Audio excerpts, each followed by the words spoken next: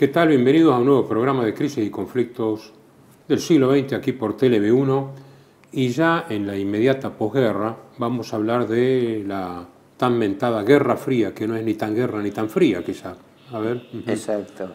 Claro, una aclaración importante. Nosotros hemos hablado en los programas anteriores de lo que serían los prolegómenos de la Guerra Fría.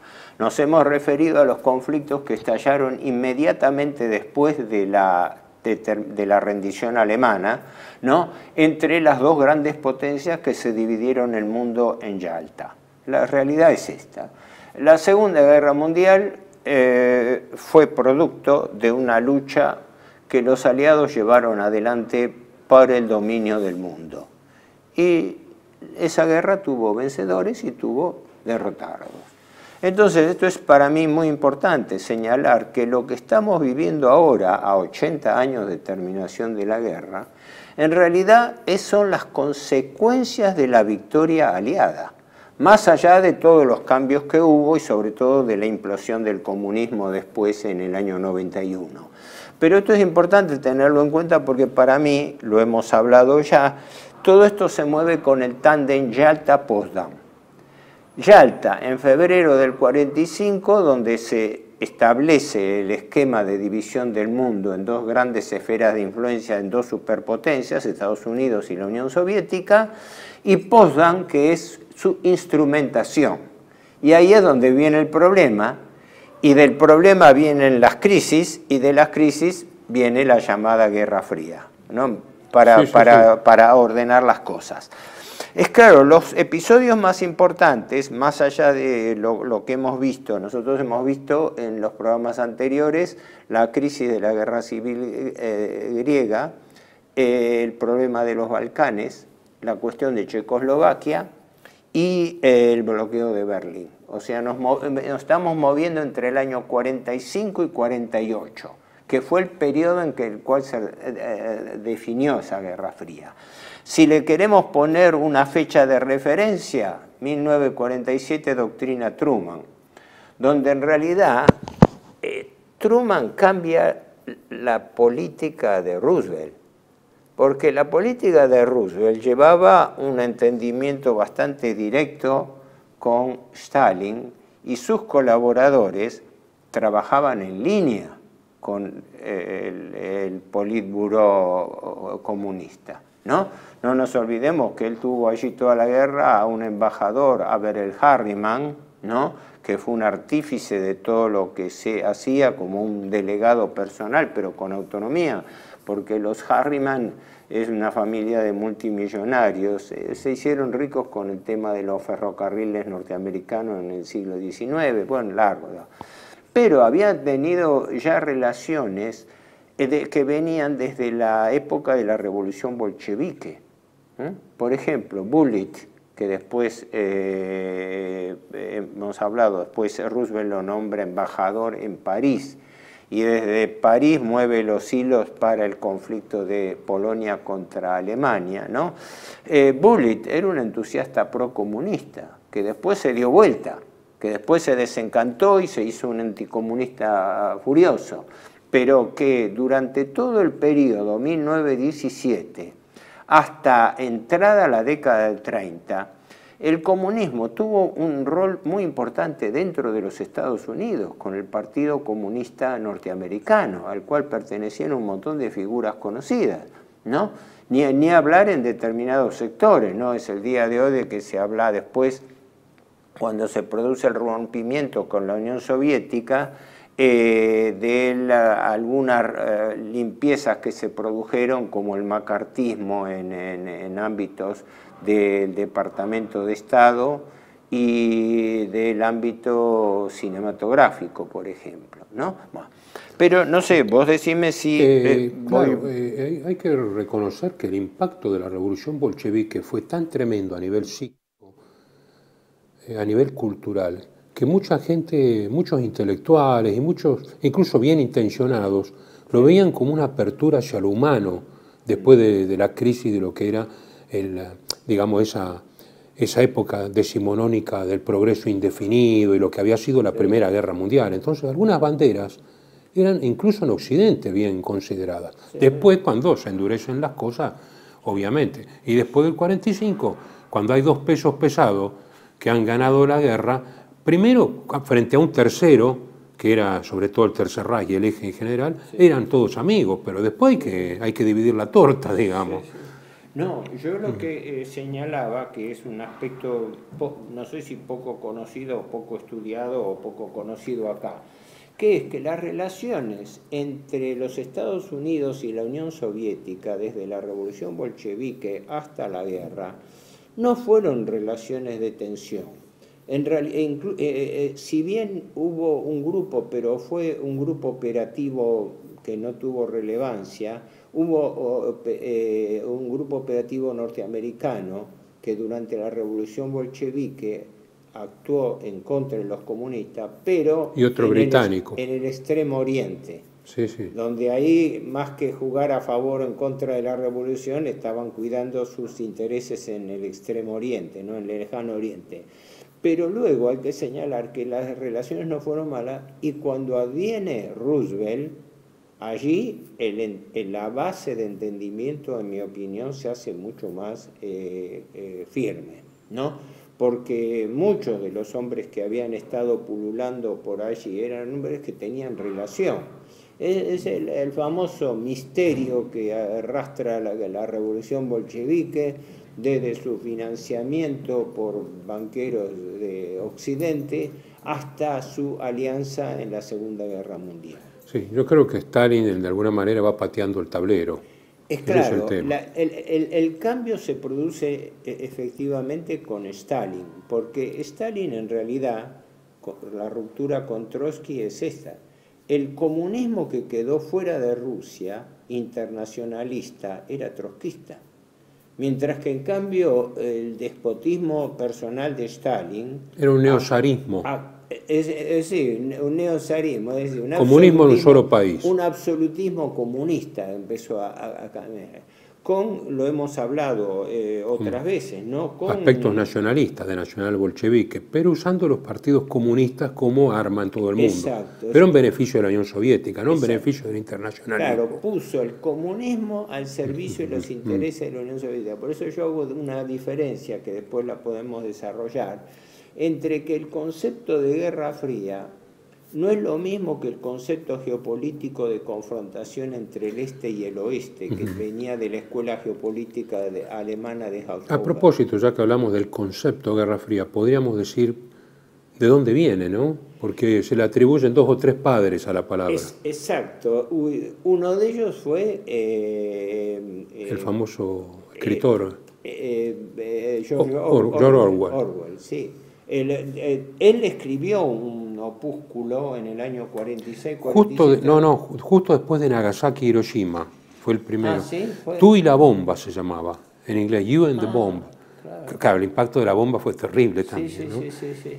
Máximo porque en realidad Orwell era anarquista. Era anarquista. Y desencantado totalmente con el comunismo. Falleció joven, yo creo que a los 52 años, algo así, de tuberculosis en el 50 y pico, si no hubiera sido uno de los mentores de la Guerra Fría. Él utilizó la palabra The Cold War en un opúsculo o en un trabajo. Después en el 47 hay un discurso de Baruch, donde dice, estamos en este momento en presencia de la Guerra Fría, lo debe tomar de Orwell, pero Walter Lippmann, el periodista norteamericano, lo consagra en un libro de Cold War, que es también de esa época. Sí.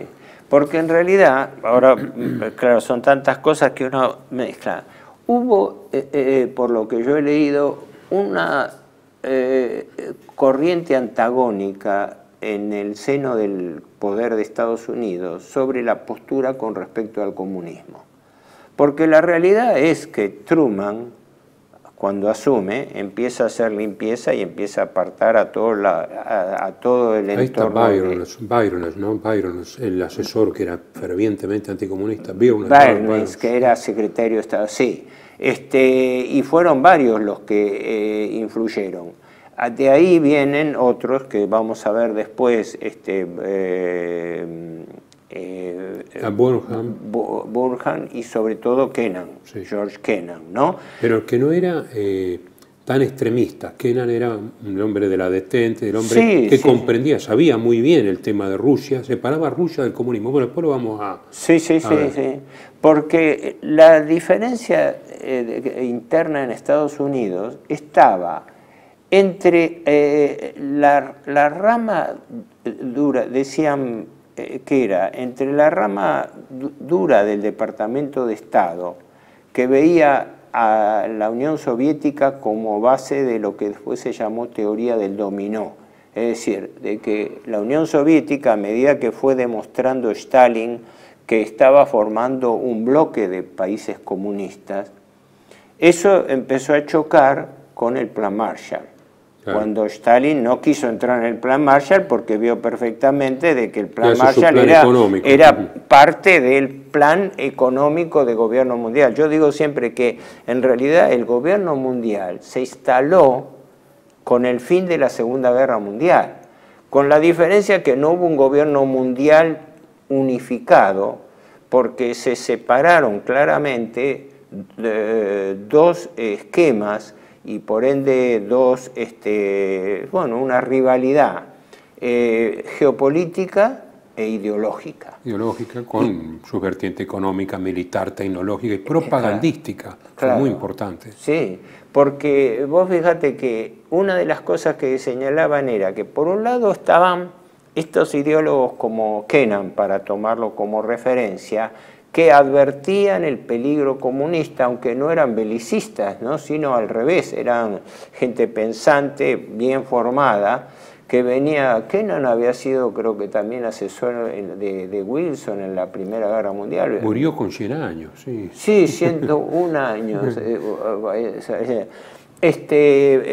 Y el proyecto decían que chocaba con la Marina, no sé si todavía estaba el almirante Nimitz, porque la Marina norteamericana, llamémosle así, envalentonada con su victoria del Pacífico, estaba jugada la estrategia de que los Estados Unidos se iban a transformar, siempre en base a la idea del destino manifiesto, en una talasocracia apuntalada, ¿por qué? Por los portaaviones. La Marina veía, y la verdad no se equivocaba técnicamente, en que los portaaviones iban a ser la base del imperio norteamericano en el mundo. Y un poco siguiendo a Mahan. A Mahan modernizado. Mahan, sí, eran todos seguidores de Mahan, efectivamente. Sí. Partían del esquema de Mahan, de la teoría del poder naval en la historia. Y de rodear la tierra. De rodearla, porque ellos partían de la base que el Heartland, el corazón continental, Kennan también lo planteaba eso, de que los Estados Unidos tenían que posicionarse en todo el arco de defensa. Él hablaba en ese momento del arco de defensa que iba desde el Mediterráneo oriental hasta el sudeste de Asia, ¿no? Lo que pasa que era la época en que los norteamericanos confiaban en que China iba a quedar en alianza con los aliados. En órbita occidental. Antes de la caída con el comunismo. Y entonces ellos hacen una combinación entre la teoría del pivote geográfico de la historia de Mackinder, ¿no? De la idea de una isla mundial que era toda Eurasia, con un corazón continental en la zona caucásica o de Asia Central, o centro occidental. El centro de la gran masa asiática. La masa asiática. En cambio, la Marina en particular, o ciertos portavoces ligados sobre todo a la Marina, veían la parte estratégica y táctica de que los Estados Unidos, con el poder monopólico de la bomba atómica, que le daba una hegemonía incontrastable, y la producción, la fabricación de portaaviones que le iba a dar el dominio del aire para poder hackear el corazón continental desde distintos lugares. Eso se complementaba con la doctrina de este polaco de Seversky, del poder aéreo. De la geovisión aérea y rodear también desde el aire, con un cinturón de bases aéreas. Portaaviones y bases aéreas. Sí, sí, sí. Claro, de Seversky, que escribe El poder aéreo, lo que pasa de Seversky, creo que, ahora no me acuerdo bien, pero él apuntaba al desarrollo de toda la aviación del bombardeo táctico. Estratégico. Sí, sí. Que es el que se usa. De largo alcance. De largo alcance. Que hasta que fue reemplazado por los misiles era el más importante. Claro, sí, sí, sí. Entonces, para no perder el hilo. Sí, podemos hablar de geopolítica un poco más adelante. Sí, cuando queremos definir la Guerra Fría, en realidad, en mi opinión, la Guerra Fría fue una especie de reduccionismo al ámbito táctico, político, militar, de un problema geopolítico mucho más amplio y profundo, ¿no? Por eso digo que la Guerra Fría fue un capítulo, un ciclo que se dio dentro de un esquema de dominación mundial que tenía un problema interno, el problema de la contraposición geopolítica entre el este y el oeste, entre una Rusia eurasiática y una Europa occidental que había sido neutralizada, porque ya lo hemos dicho, el balance de las dos guerras, pero fundamentalmente de la segunda, fue que el rol de Europa desaparece, se produce la deseuropeización si nosotros del vemos mundo. La Europa, digamos, del centro europeo hacia el Mediterráneo y hacia el Atlántico, geográficamente es una extensión de Asia. Claro. Y además está rodeada de mar, entonces está tironeada entre el atlantismo y el continentalismo. Claro. Pobre Europa. Sí, sí. Tiene su fuerza, pero los intentos que han habido de pelear a la vez contra el oeste y el este han fracasado. Napoleón, Hitler, etc. Claro. Ese es el tema, ¿no? Que está tironeada entre dos grandes fuerzas. Vos decís la contradicción de la idea de Eurasia, porque toda la Eurasia estuvo flanqueada por el problema entre el este y el oeste. Es el campo agonal, porque está tironeada por la gran masa, de la cual es un apéndice geográfico, y la gran masa de agua que la rodea. Claro. Por eso, no paradójicamente, sintomáticamente, tanto los británicos con la idea del pivote geográfico a la historia de Mackinder desde 1904, como la escuela geopolítica alemana de Múnich-Heidelberg, de Haushofer, en realidad respetaba mucho conceptualmente la idea de Mackinder, de que existía una isla mundial, Eurasia, con el apéndice africano, y un corazón continental clave dentro de Eurasia, que no nos olvidemos está al norte del Medio Oriente, donde estaban los principales recursos potenciales y siguen estando de petróleo del mundo, ¿no? Sigamos redondeando, pues pasamos al otro bloque. Sí, no, ojo, porque en este primer bloque yo quería simplemente redondear esta idea de que la Guerra Fría fue en realidad un proceso de rivalidad entre dos grandes superpotencias que se dividieron el mundo y trataron de imponer cada una de ellas, por razones propias, nacionales, un determinado sistema de administración político-económico al mundo, pero con la idea de que formaban parte de un poder mundial. Me explico, es decir, la Segunda Guerra Mundial dio lugar a al dominio del mundo, lo que ahora se habla de NOM, Nuevo Orden Mundial, ¿no? Estaba subyacente en el fin de la Segunda Guerra Mundial. Lo único que hubo una confrontación de rivalidad geopolítica. Es una pelea en el directorio, por así decirlo, ¿no? De una empresa hegemónica. Pero lo que ocurre cuando hay que ir a los bifes, digamos, a las cosas concretas, cada cual pone las cartas en la mesa. Claro. Los dos comparten, pero si uno puede avanzar sobre el otro... Lo único que toda la multiplicación de conflictos que se dio durante la Guerra Fría se hacían más o menos bajo la misma idea que había predominado en el siglo XIX, después de las guerras napoleónicas, de que podían multiplicarse los conflictos locales, pero no llegar a una nueva confrontación general. No, eran conflictos hechos por vicarios. Claro.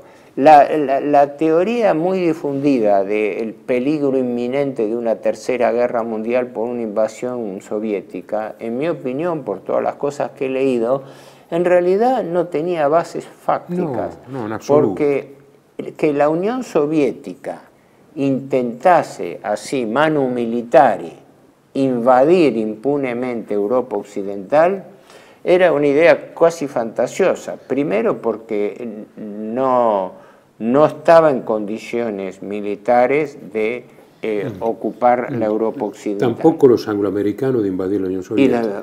Claro, entonces estaba sobreentendido que la Guerra Fría iba a ser una guerra de posiciones donde sí se iban a multiplicar los conflictos focales, que fueron los que empezaron en cada país. Los focos de inicio. Vamos a ver, espera si no me equivoco lo principal. No, un tema que no me quería olvidar. No nos olvidemos de que uno de los condicionantes de Yalta, que venía desde la Carta del Atlántico de 1941, era la descolonización. Las superpotencias imponían a las potencias coloniales europeas la descolonización. O sea, que Inglaterra tenía que deshacer su imperio colonial, cosa que burló a través del Commonwealth. Francia, su imperio, que lo dejó centrado más que nada en el remanente de, ¿cómo se llama? El CEO, la alianza sobre todo en África, cuando pierde Indochina. Los Países Bajos, algunos países Holanda más pequeños, pierde Insulindia, pierde toda Insulindia. Y creo que me olvido de otra potencia además que fue forzada de rebote. Portugal, España cayeron todos de rebote después. Exacto. No, simplemente esto. Continuamos, entonces, Héctor, porque podemos continuar con el mismo tema, porque hay 2 o 3 cosas que decir importantes. Ok, entonces, el balance de este primer bloque es el siguiente. La Guerra Fría entendida como una rivalidad táctica, estratégico-táctica, entre las 2 grandes superpotencias que se habían dividido el mundo. Y que estaban en colisión geopolítica. Sí. Continuamos.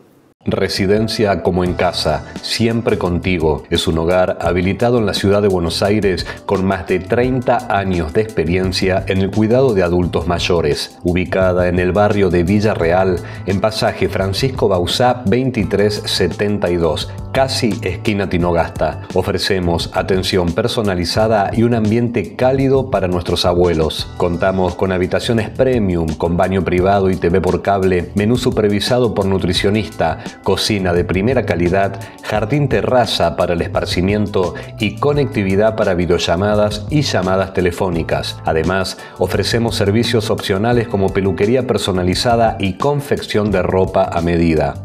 Comunicate al 11 50 35 15 25. En Como en Casa, el bienestar y la comodidad de nuestros adultos mayores es nuestra prioridad. Los esperamos. Bienvenidos a CEPA, Centro de Estudios del Pensamiento Americano. Nuevo sitio web de cursos de formación en política, filosofía, historia, literatura, geopolítica, religión, psicología y más. Cursos de formación que reflejan el verdadero pensamiento americano. Lo invitamos a elegir el curso de su agrado ingresando en www.cepa.la.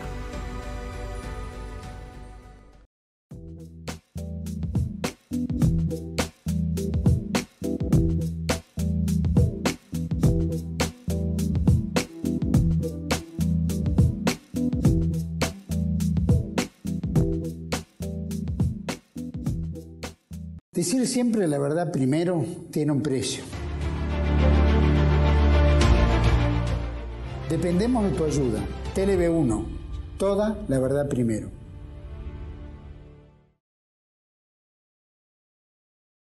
La Guerra Fría duró de Stalin. Bueno, continuamos con el segundo bloque que está dedicado a...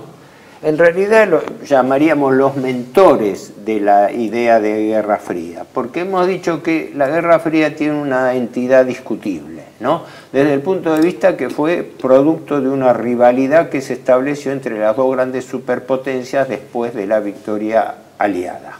Con una base geopolítica que viene de antes, la rivalidad sí, tierra-mar, etc. Desde ya tiene sus antecedentes, pero yo no lo veo la Guerra Fría como, lo veo como un derivado del problema geopolítico del este y el oeste. Sí, eso lo vamos a ver en el tercer bloque. Lo vamos a ver. Ahora, es importante señalar qué actitud tomaron los pensadores, más que los gobernantes, con respecto al planteo que llevó a la Guerra Fría. Y ahí la figura, digamos, dominante fue George Kennan. Kennan era un hombre realmente calificado, había sido diplomático, porque él había sido brevemente embajador o tenía un cargo alto en la embajada norteamericana en Moscú. Era encargado de negocios. Encargado de negocios, sí, sí. En el 46-47. Sí, sí. Por eso, al verlo en vivo y en directo, él fue uno de los primeros que advirtió el peligro del expansionismo soviético, ¿no? Porque Stalin estaba constituido. Stalin, digamos, para decirlo en alguna manera, se desmarcó cuando empezó a constituir un bloque a mano dura, un bloque sujeto a una mano dura militar y política, ¿no? Y cruenta porque no había tutía. Y además a engrandecer el área de influencia rusa en su provecho. Se dice que Stalin se manejaba con la idea de las fronteras defensivas, que la Unión Soviética tenía que tener lo que sería la línea Curzon, la línea Curzon al revés, lo mismo que veía Inglaterra de poner una ringlera de estados para separarla en la Primera Guerra Mundial, la influencia de las potencias centrales europeas, de la rusa y después soviética. Stalin lo veía como una necesidad imperiosa de apuntalar sus fronteras. Todo centro de poder tiene cinturones, lo vimos con el tema de Japón, lo vimos con todos. Claro, su glacis defensivo, de tal manera que es, fíjate vos, lo que está ocurriendo ahora en Ucrania. Ucrania porque se tocó un punto vulnerable. Es muy importante señalar que Kennan, con su telegrama largo en Foreign Affairs, de 5.000 palabras, ¿no? Sí. Hace una reflexión muy interesante. Él separa comunismo de Rusia. Y dice, contrariamente a lo que se piensa, el comunismo soviético no tiene esta coordinación, ni es tan profundo, ni nada, es más bien una cosa operativa, que tiene disidencias internas muy profundas. Claro, tenía la personalidad de Stalin, pero dice, y después que no está Stalin, ¿qué puede pasar?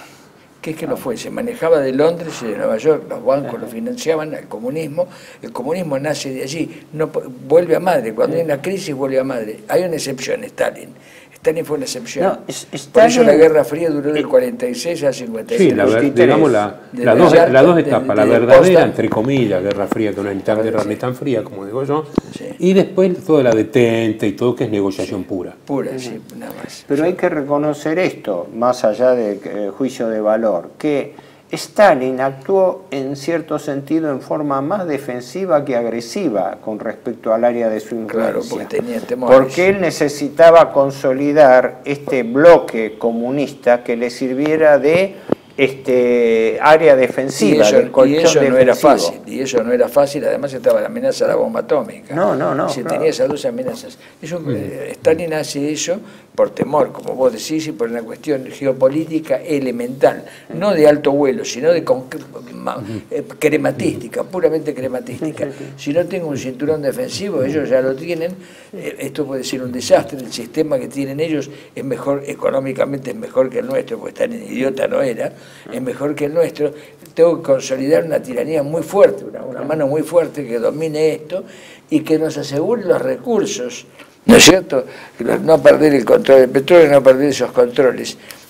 Pero si sistema de estados, como vos decís o como ha dicho Horacio, es natural a cualquier posición geopolítica. Sí, el problema a Roma, cualquiera. Sí, o sea, eso es una cosa mecánica. El problema es el contenido en estos casos. Yo lo aprendí sí, claro, es mecánico. hace tiempo. La lógica de todos los imperios es la metrópoli que vive de sus colonias, de sus áreas de influencia. Y en ese sentido, Stalin actuó de esa manera. De esa manera, pero por eso el problema es el contenido, porque si el contenido es la aberración del comunismo, o el contenido es la utopía del libre mercado que lleva a la miseria de los pueblos, es un disparate. Ya sé, la mecánica es esa es la mecánica del ¿cómo se llama?, de la geopolítica, pero el problema es el contenido, porque si el contenido es una tiranía monstruosa como la comunista, o una expoliación de los pueblos como la utopía librecambista, estamos perdidos, ¿no es cierto? Pero Kennan muy bien distingue, por eso era un tipo que estaba contra el macartismo. Claro. No, dice, una cosa es el marxismo-leninismo, donde lo ves medio como un utopía, y otra cosa son esta adaptación que hace estar en las circunstancias siempre cambiantes de la política, son hombres de la política realista. Puede ser comunista, puede ser cualquier cosa, digo. Y perdóname, que lo hemos hablado. En los objetivos también. En algunos casos. Él nunca creyó en la Revolución Mundial Comunista, ni él usaba los partidos comunistas como si fueran. Pero ¿cuál es el fin? ¿Cuál es el objetivo? El objetivo era el engrandecimiento de la Unión Soviética como potencia. Exactamente. Desde que dijo el comunismo en un solo país frente a otro. Exacto. ¿Y el contenido cuál es? El marxismo-leninismo. No, en el caso ¿Y cuál es? ¿Los zares? Es un neozarismo, lo dice el neozarismo de Stalin.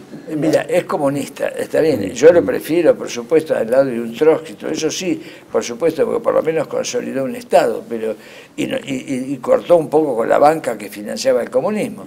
Pero después se vuelve a las andadas cuando muere él. Por eso la Guerra Fría es desde Potsdam hasta la muerte de Stalin. Esas son las fechas. De ahí se terminó. Empieza una enorme negociación que duró hasta el final. Sí, el periodo más duro de enfrentamiento fue en ese momento, pero no nos olvidemos que la cosa tiene un vuelco en el año 1949, cuando la Unión Soviética tiene la bomba atómica también. Por eso ahí aprovecha Mao, después lo vamos a ver para avanzar en China.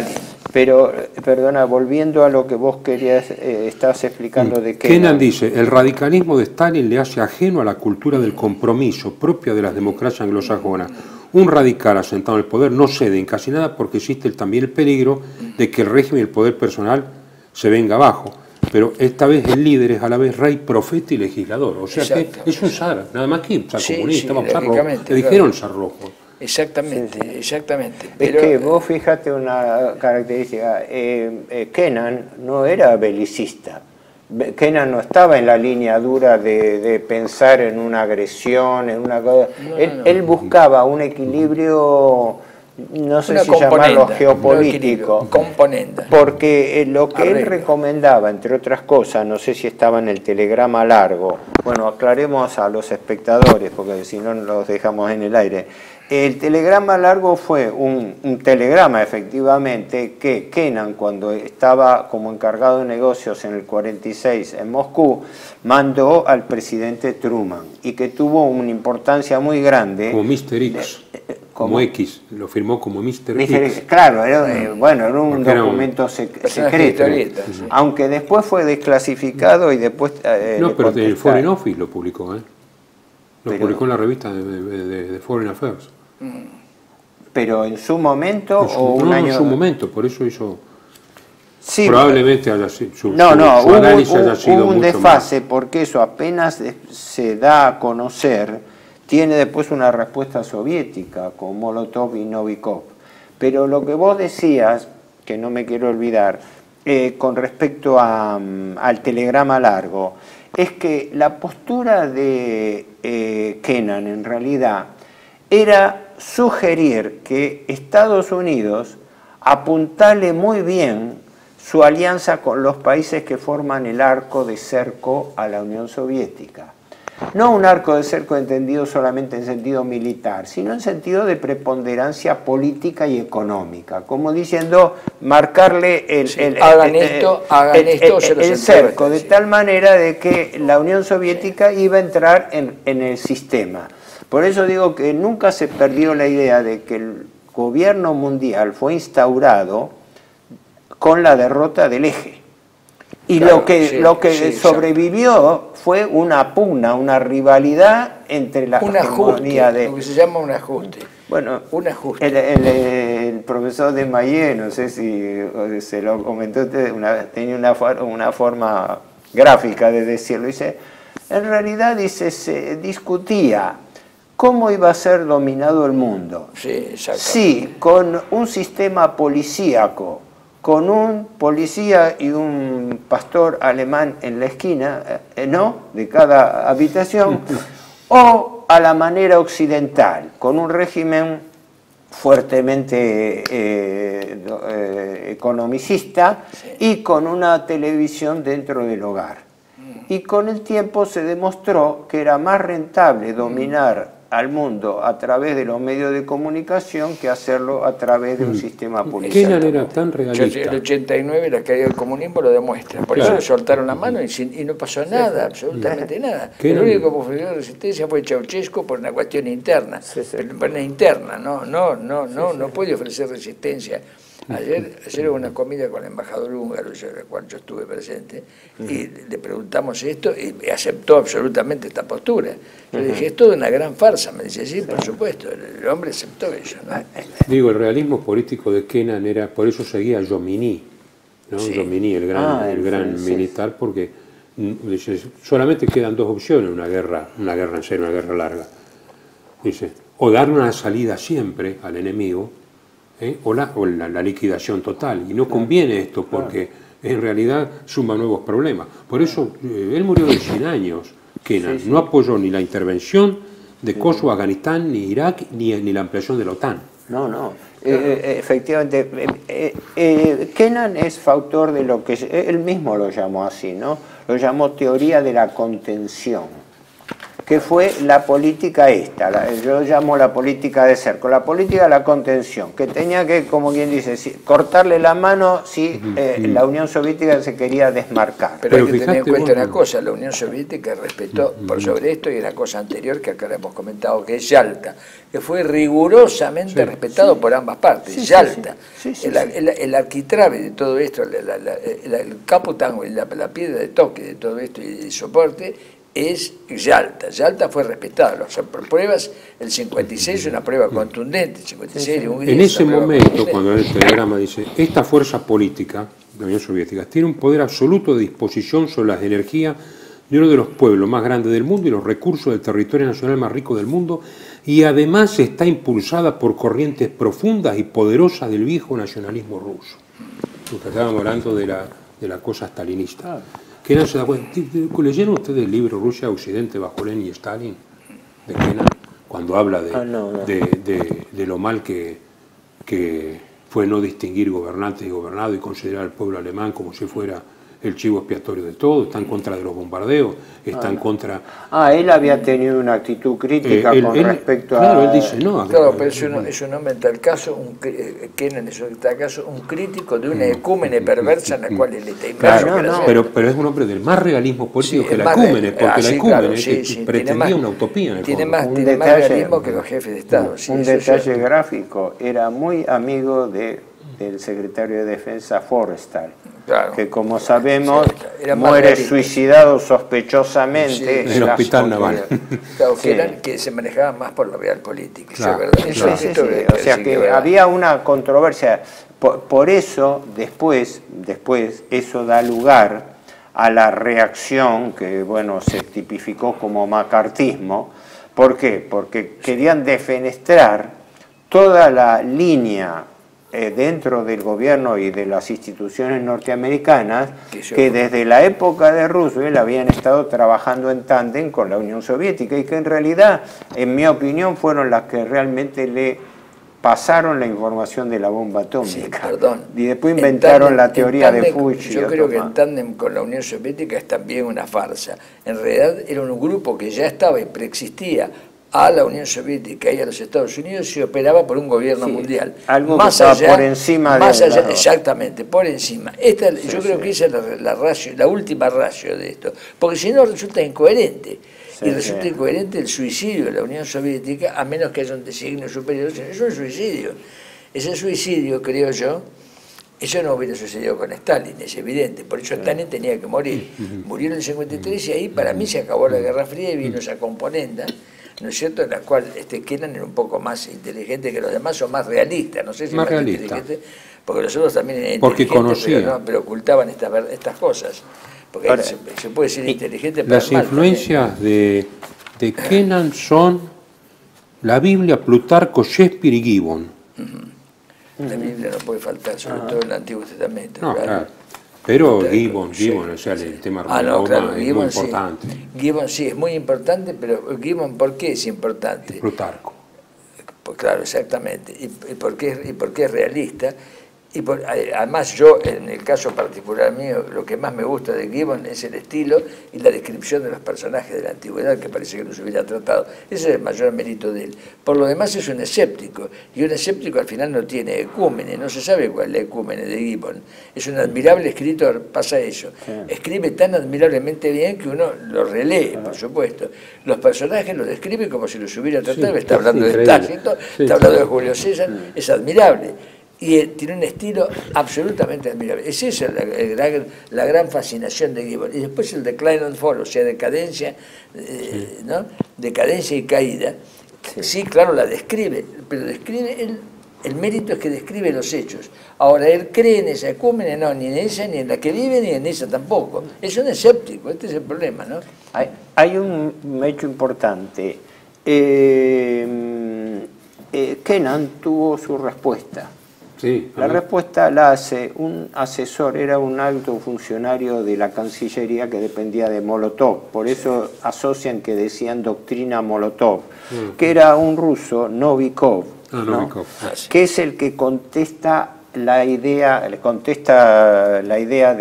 Kennan, porque aparentemente lo que estaban pensando a través del plan Molotov era que iban a estallar contradicciones internas en el imperio norteamericano, producto del desarrollo industrial y militar de Estados Unidos, que iban a llevar a una tendencia belicista y que entonces tenían que prepararse para esa guerra fría de confrontación.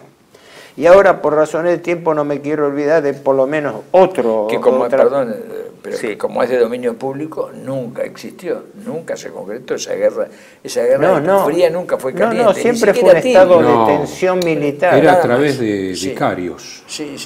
Vicarios y de conflictos localizados.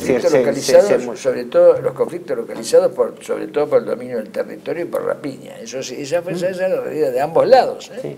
Ahora, por razones de tiempo, el tema Burham. Hay un autor que fueron, en realidad, algunos atribuyen que fueron los dos grandes mentores, George Kennan y James Burham. Burham, que escribió un libro que acá está traducido como La Revolución de los Directores, era un tipo que venía del trotskismo, pero después tuvo un giro totalmente inverso, terminó siendo asesor, si no me equivoco, de Reagan, etcétera, porque fueron tipos que pero él partía de la base apoyando la línea conservadora, la línea anticomunista, ¿no? Como también Kennan, de que los Estados Unidos eran el heredero del Imperio Británico. Ahí viene la teoría geopolítica alemana de la hipoteca del imperio, de que el Imperio Británico, a través de su alineamiento con Estados Unidos, estaba hipotecando el control del imperio. Los ingleses, por un lado, con su sabiduría del Foreign Office, fueron capaces de controlar a través del Commonwealth, disfrazar un neocolonialismo, ¿no? Pero en realidad los Estados Unidos fueron avanzando sobre los despojos del Imperio Británico.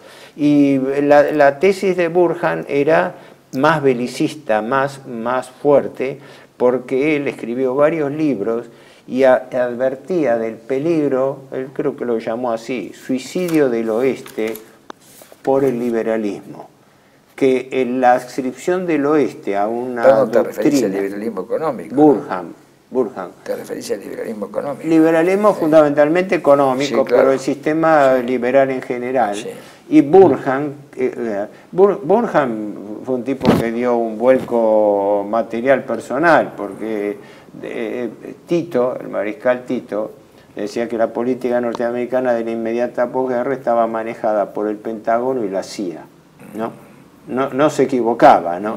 Y Burhan desde adentro era agente de la CIA, fue reclutado por la CIA en la década del 39, por eso cambió del trotskismo al conservadurismo más fuerte. Y otro que pero parece que hay convicción, porque de sus libros se deduce una convicción, no una mera postura exterior o por y en apoyo de Burhan, Walter Lippmann, que decía que no hay que dejar la iniciativa a Stalin. Claro, era la contraposición. Lippmann salió a confrontar a Kennan. Claro, y Burhan también. Pero yo creo que había acá gente suficientemente astuta como para darse cuenta que, bueno, además es una ley natural, que Stalin iba a morir, que el fin de este... Kennan lo dice, el problema acá, así como fue lo de Lenin, pero la sucesión de Lenin no salió como debería haber salido, ahora el tema es la sucesión de Stalin. La teoría de Lippmann preanunciaba en la estrategia de comportamiento general, la idea de lo que él llamaba teoría de la inteligencia, de que la formación de la opinión pública iba a llevar con el tiempo a revertir la situación. Bueno, vamos a salir en el próximo bloque con la geopolítica. Residencia como en casa, siempre contigo. Es un hogar habilitado en la ciudad de Buenos Aires con más de 30 años de experiencia en el cuidado de adultos mayores. Ubicada en el barrio de Villa Real, en pasaje Francisco Bauzá 2372, casi esquina Tinogasta. Ofrecemos atención personalizada y un ambiente cálido para nuestros abuelos. Contamos con habitaciones premium, con baño privado y TV por cable, menú supervisado por nutricionista, cocina de primera calidad, jardín terraza para el esparcimiento y conectividad para videollamadas y llamadas telefónicas. Además, ofrecemos servicios opcionales como peluquería personalizada y confección de ropa a medida. Comunicate al 11 50 35 15 25. En Como en Casa, el bienestar y la comodidad de nuestros adultos mayores es nuestra prioridad. Los esperamos. Bienvenidos a CEPA, Centro de Estudios del Pensamiento Americano. Nuevo sitio web de cursos de formación en política, filosofía, historia, literatura, geopolítica, religión, psicología y más. Cursos de formación que reflejan el verdadero pensamiento americano. Lo invitamos a elegir el curso de su agrado ingresando en www.cepa.la.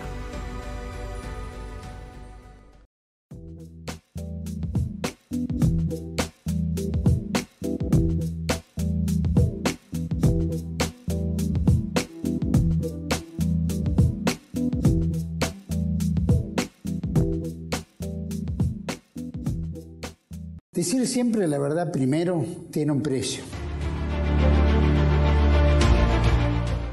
Dependemos de tu ayuda. TLB1, toda la verdad primero.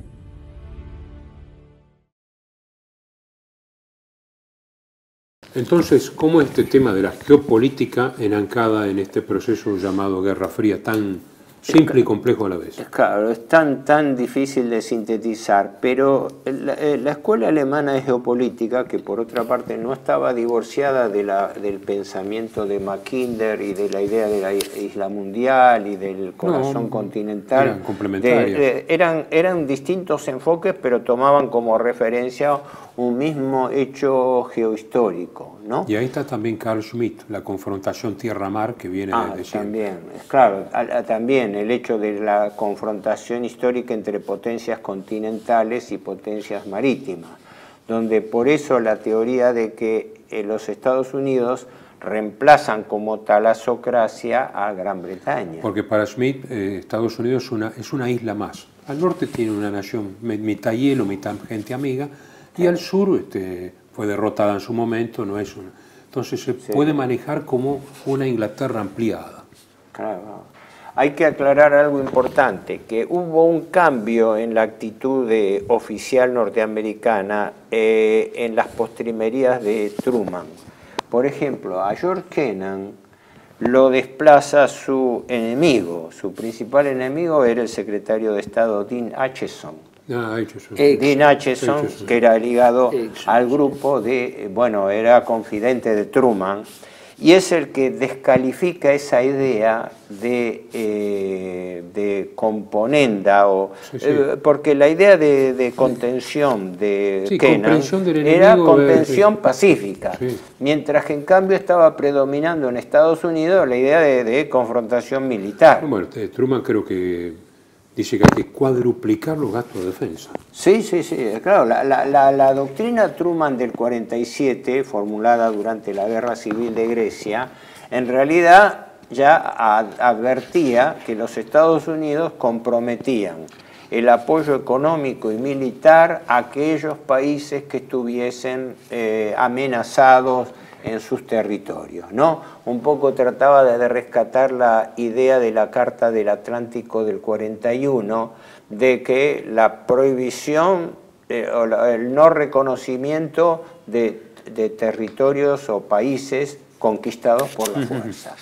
Cosa que después de la Segunda Guerra Mundial se fue al diablo, porque claro, obviamente. Después se reconfiguraron países, etc. Y así se descompusieron los imperios coloniales. Ahora, el enfoque geopolítico era la idea del este o el oeste. Cuando el canciller alemán Ribbentrop sube al cadalso en Nuremberg, es importante, sus últimas palabras fueron algo así como, bueno, que viva Alemania, pero que dijo algo así como que mi último deseo es que se llegue a un entendimiento entre el este y el oeste. Eso lo tomaron como anecdótico, como una cosa descolgada, pero en realidad estaba razonando en términos geopolíticos. Porque Ribbentrop después en su libro Entre Londres y Moscú, y el que recoge después su viuda, Annelies von Ribbentrop, estaba reflejando el pensamiento de la escuela geopolítica alemana, de que preveía que la forma en que esto podía destrabarse a nivel internacional era la idea de Eurasia. Una idea que notablemente se replantea ahora, en el siglo XXI, con la alianza entre Rusia y la Unión Europea, que se prefiguraba con el apoyo de los recursos y el gas ruso a Europa, y que da por eso intervención a la línea belicista norteamericana, claro, poner la cuña con el tema ucraniano, ponerle cuña, es decir, y la voladura del gasoducto. La voladura del gasoducto, un acto de agresión directa. Para no darse cuenta que es claro. así. Ahora, por eso la Guerra Fría tiene que enfocarse dentro de este contexto geopolítico mayor, que es la confrontación entre el este y el oeste. Porque Stalin, como vos bien dijiste, en realidad en gran medida usó al comunismo, porque el comunismo más auténtico, por así decirlo, estaba exiliado con el trotskismo, que fue el que se difundió en Occidente. Con el trotskismo y con la escuela de Frankfurt también, ojo, porque después a nivel intelectual. La escuela de Frankfurt no es solamente ese grupo de intelectuales, entre comillas, alemanes, sino que una de las cabezas centrales es el ministro de Cultura del gobierno de Béla Kun de Hungría, György Lukács, luego Georg Lukács. Ese Georg Lukács es el ministro de Béla Kun, que después terminó en intelectual en la escuela de Frankfurt, germanizándose, y después terminó en Estados Unidos. Esto es una realidad. Ahora, todos ellos terminaron después en Estados Unidos. Que alguien explique cómo este acuerdo entre estas supuestas derechas y estas supuestas izquierdas. En el fondo yo creo que es un poder, una ecúmene oculta que opera de esta manera. Opera de esta manera dominando a un lado y a otro.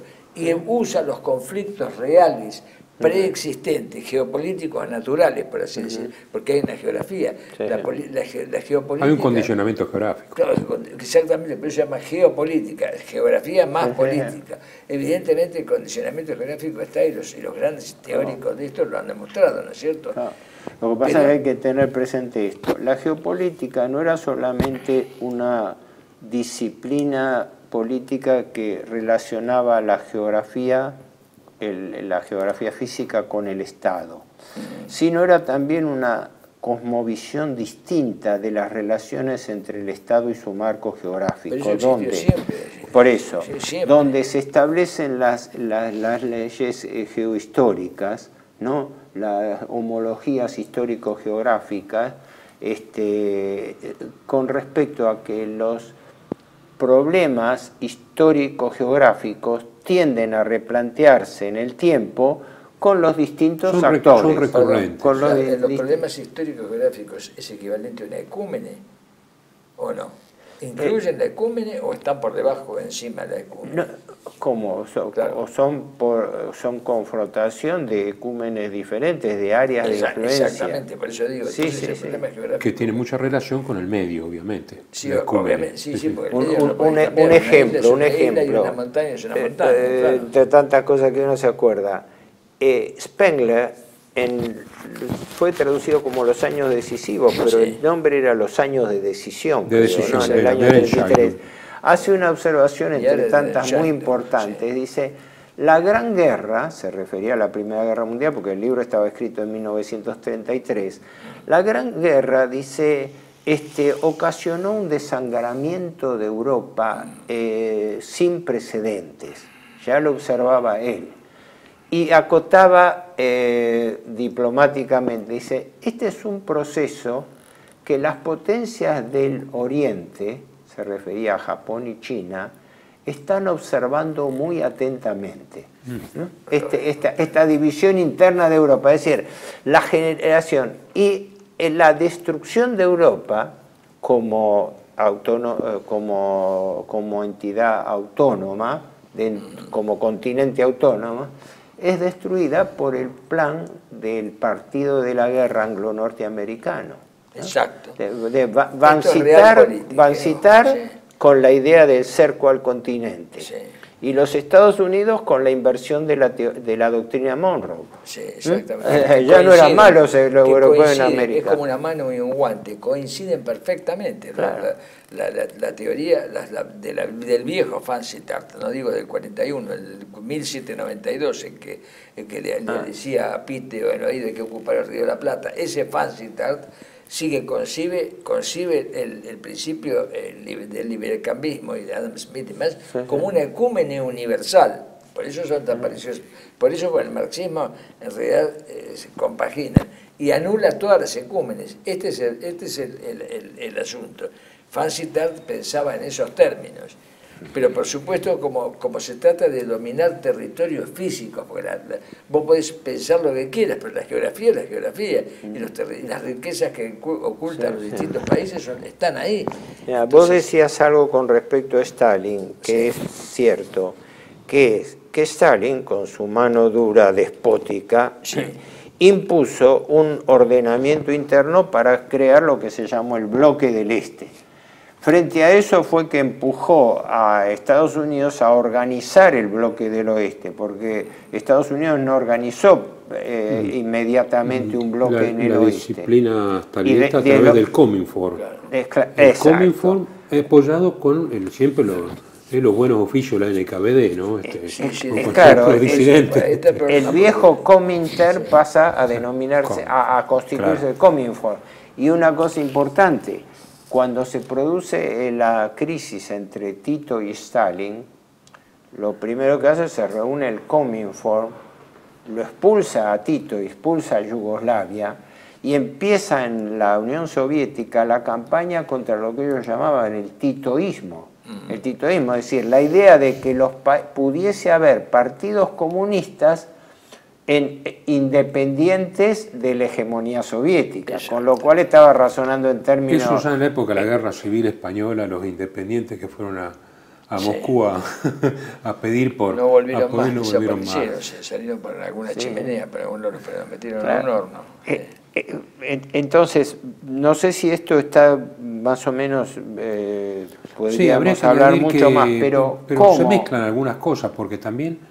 hay algunos aspectos como la vieja rusofobia en algunos sectores, las escuelas de geopolítica. No es tan fácil, es un poco complejo, es un mosaico, digamos. Ahora me hiciste acordar de algo importantísimo. El punto de la ¿cómo se llama? Pero tiene una denominación cuando vos decís el punto de choque, el punto de choque, sí, que se arrastraba entre Estados Unidos y la Unión Soviética, era el repudio de la deuda externa que había hecho el gobierno comunista de los banqueros que financiaron en la Revolución Rusa. Porque y el sostenimiento eso estuvo subyacente en la época de Kennan. Los tipos en la línea belicista agitaba continuamente el fantasma, el recuerdo del repudio de la deuda externa zarista por parte del gobierno comunista, ¿no? Que entre paréntesis, después de la caída del comunismo, Rusia fue obligada a reconocer, ¿no? En el 95, 95.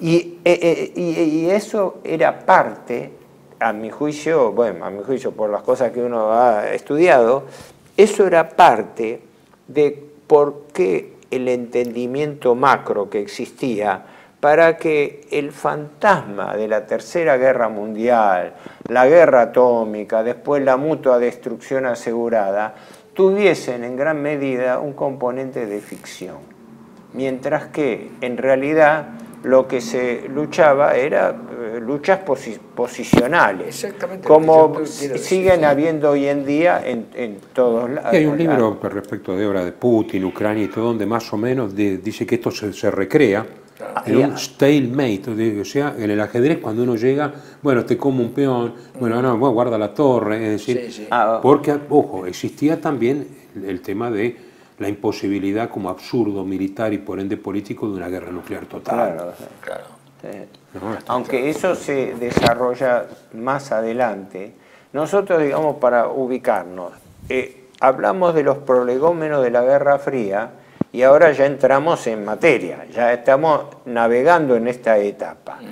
Denominamos por convención Guerra Fría al periodo que sucedió a la Segunda Guerra Mundial y que se prolonga hasta el año 91 con la implosión, la misteriosa implosión del sistema comunista. Como los historiadores que dicen, bueno, antigua, media, moderna, contemporánea, Napoleón, contemporáneo nuestro, sí, pero no, es decir, eso de que empezó en el Tomaritos, empezó en el 47 hasta el 91, es todo. No, son hitos convencionales, en eso estamos de acuerdo. La real sí es 40, según mi 47-53. 45, o sea, yo tomo Potsdam como punto de partida, porque los primeros roces están en Potsdam y terminan con la muerte de Stalin. Todo lo demás son componentes, arreglos y intercambios, te doy, no te dejo de dar. Bueno, lo de Cuba, por ejemplo. Kennedy Khrushchev, ¿no?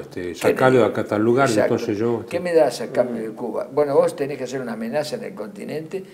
La Unión le pide al Partido Comunista de la Unión Soviética que se constituya una amenaza en América. ¿Para qué? Para dominar los ejércitos, que es el resultado que nosotros vemos. Y por otro lado se les dice, bueno, ustedes amenazan, ¿y qué nos dan a cambio? Dicen los soviéticos. La banca en Francia, la banca comunista en Francia empieza curiosamente cuando los anglosajones tienen la necesidad de una amenaza exterior, en este caso comunista, por la guerra fría, entre comillas, que yo siempre la pongo entre comillas, por esa guerra fría, entre comillas, hay una amenaza comunista en Occidente. En realidad la amenaza comunista, había convulsiones populares, ¿por qué? Porque hay hambre, porque hay miseria y expoliación.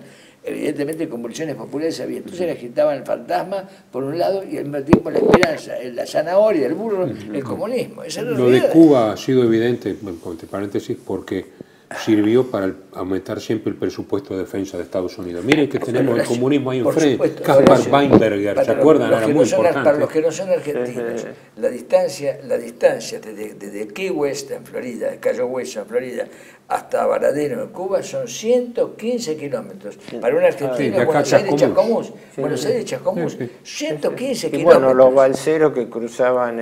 por eso cruzaban en balsa. Si no balsa, podés hacer 500 kilómetros en balsa. Sí, es un riesgo, pero lo podés hacer.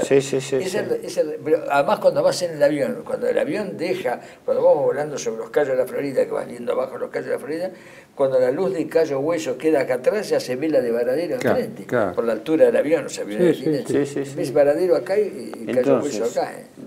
Claro, el tema este-oeste, que propagandísticamente fue el mundo libre, ¿no? Exactamente.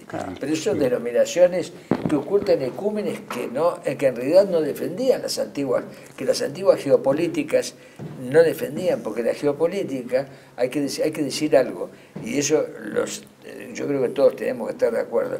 La geopolítica es también una ciencia humanista, como decía el gran profesor Lisandro, también es una ciencia humanista porque tiene una ecúmene, y la ecúmene es fundamental, porque yo te digo, mira, yo te voy a dominar como el Imperio Romano, te voy a dominar, pero te voy a respetar tu idioma, o el Imperio Austrohúngaro, te voy a respetar tu idioma, tus costumbres, tus tradiciones. Bueno, evidentemente, y tus riquezas naturales serán respetadas y demás. Bueno, quiero integrar esa unión, que es el caso del Sacro Imperio Romano Germánico o del Imperio Austrohúngaro o el Imperio Romano en sus momentos supremos.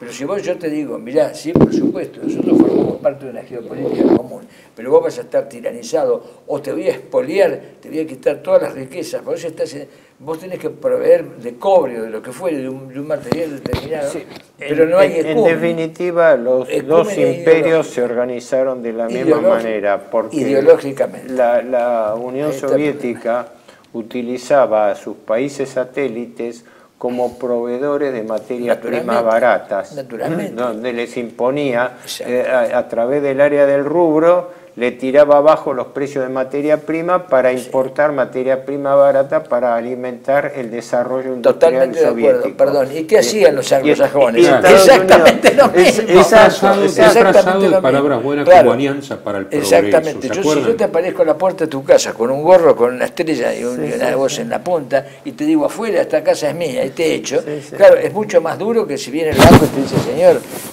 usted no puede pagar la hipoteca, la casa pertenece al banco, haga sus cosas y vaya a hacer desalojo. El desalojo es igual, uno más violento y el otro menos, es lo mismo. Mira, un solo tema para redondear en esto. Stalin consolidó así un bloque del Este, que se mantuvo a sangre y fuego mientras vivió Stalin. ¿Por qué? Porque puso sus hombres de confianza, puso sus hombres en cada lugar en los países de Europa Oriental, y sus fuerzas militares. Con sus fuerzas militares de protección y con la succión de empresa. Y lo hizo, como vos bien dijiste, lo hizo utilizando la máscara ideológica del comunismo. El general Perón decía con razón que las ideologías eran las cortinas de humo de las grandes estructuras de poder. Y esto fue lo que se vivió en el mundo. Por lo cual la Guerra Fría tuvo, a mi juicio también, creo que coincidimos en eso, un alto componente de ficción. Fue una ficción de mostrar una supuesta desinteligencia apocalíptica sobre algo que en realidad era una división del mundo controlada. Exactamente, pero llamar a la empresa de mudanza que por la fuerza o por las buenas te saco la casa. Esa es la realidad.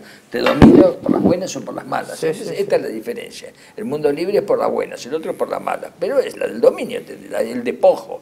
El despojo y el saqueo, es lo mismo. Bueno, creo que hemos terminado este programa. Será hasta la próxima.